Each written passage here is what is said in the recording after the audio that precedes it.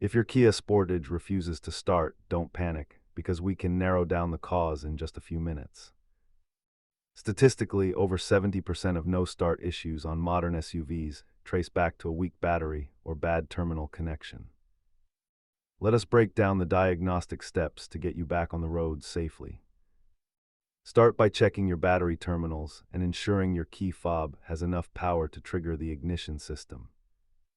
If the battery is fine, focus on these three common failure points that often plague the Sportage electrical system.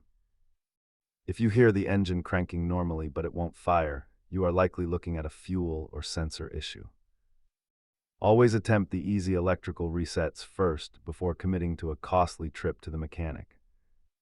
Here is the average cost breakdown for these repairs, helping you prioritize what to check based on your budget. If you have a digital multimeter or an OBD-I scanner, you can confirm exactly which component has failed. Keep these basic tools in your trunk to handle the most common roadside starting failures.